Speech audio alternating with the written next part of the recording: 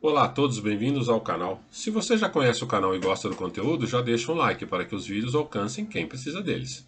Você provavelmente utilizou o comando System várias vezes para executar algum comando no sistema operacional ou um programa dentro do seu programa. Embora ele funcione perfeitamente, há duas coisas que podem atrapalhar a sua utilização. Primeiro, o terminal fica travado até terminar o comando, você já deve ter percebido. E segundo, você não consegue definir uma autorização de acesso ao executar, aquele famoso que deseja executar como administrador.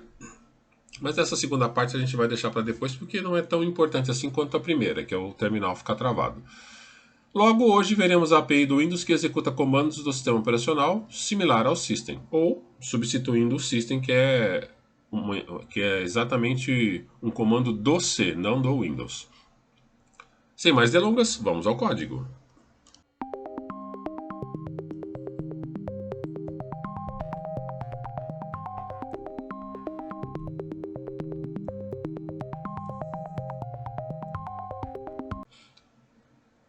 Bom, o código está aqui. Primeiro você vai usar o create process, né? Eu já dei um redefine aqui por causa do Unicode. E o startup info. Vamos executar uma vez primeiro para você ver o que ele vai fazer. Depois a gente vai explicar um pouco. Aqui. Opa! Ele foi rápido porque ele deu um ping, mas você viu que ele abriu uma janela, mostrou alguns dados aqui do que estava acontecendo e abriu uma segunda janela executando o ping. Vamos de novo? Caso não tenha ficado claro. Ó, abriu uma janela e abriu uma segunda janela. Ó. Essa janela está livre. Posso fazer o que eu quiser com ela. Mais uma vez. Ó, abriu uma segunda janela dando um ping. Estou dando ping no Google aqui. Tá vendo? E depois ele saiu e voltou para a janela principal aqui.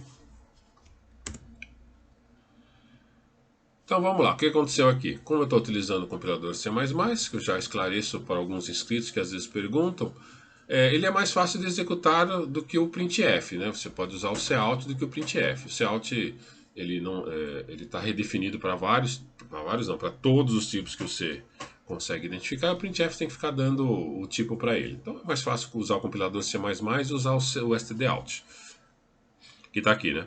Ao invés de ficar tentando identificar o tipo aqui, dar o printf, é mais fácil usar o C++ e o cout. Como o C está contido no C++, não tem problema nenhum, tá? Se você precisar utilizar o C puro, aí você, na hora que cria o projeto, diz que você quer usar C. Mas na maioria dos casos não é necessário. E como eu falei, né, para mostrar como a API do Windows funciona, tanto o C quanto o C++, embora 99% das APIs esteja escrito em C, você pode fazer em C++, que não tem o menor problema. Então agora vamos para a parte mais chata, que é a explicação.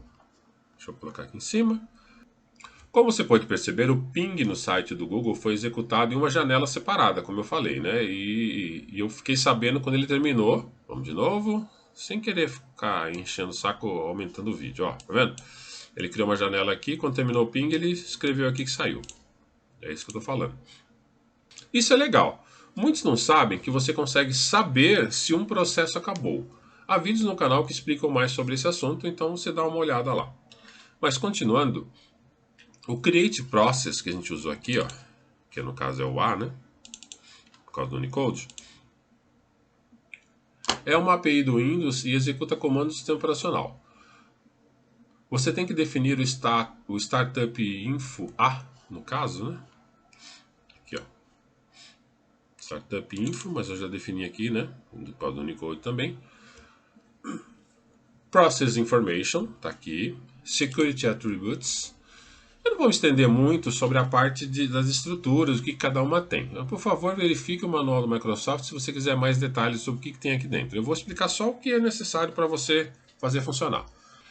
No caso aqui, Startup Info define o título da janela, coordenadas iniciais, se ela será normal, minimizada, maximizada, se a saída é direcionada para outras informações, esse tipo de coisa. É o Startup Info que faz isso.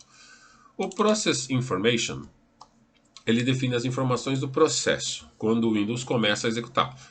Aqui o Windows preenche para você o PID do processo, o PID da thread, identificadores de execução, identificador da thread, informações que são necessárias ou que são obtidas quando o Windows executa o que você está precisando.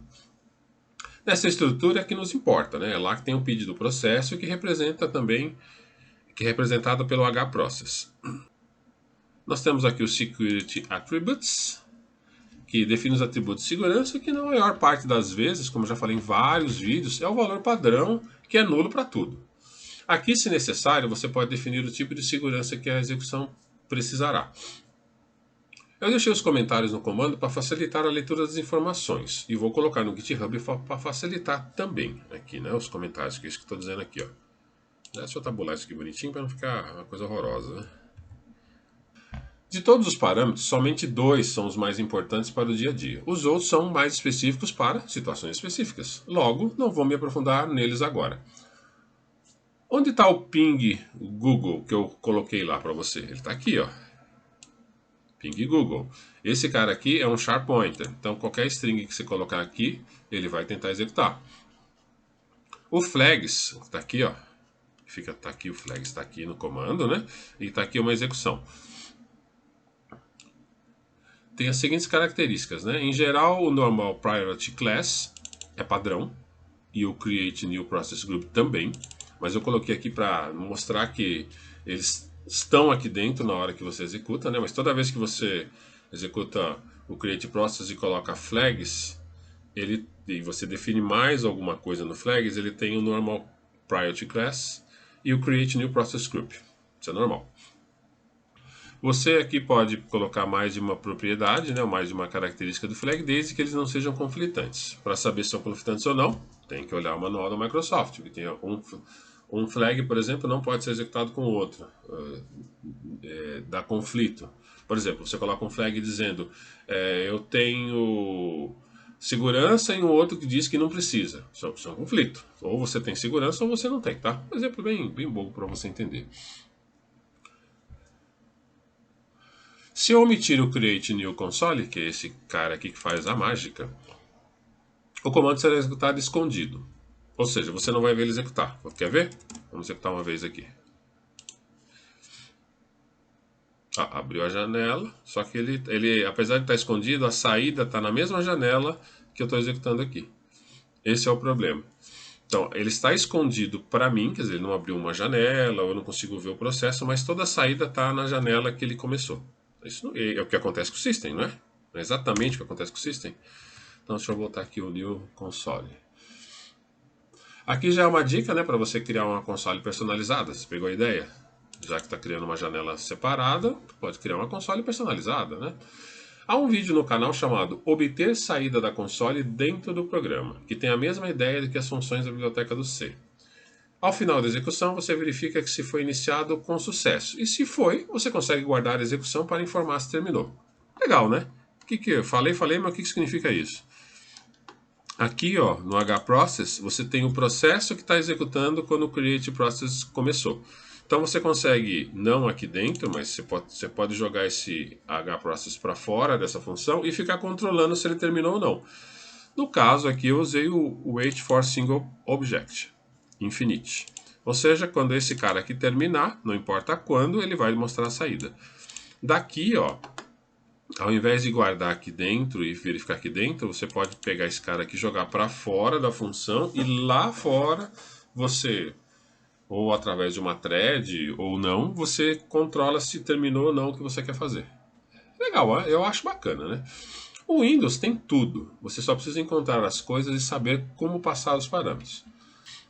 Não, mas peraí, o terminal está travado até terminar o que foi executado?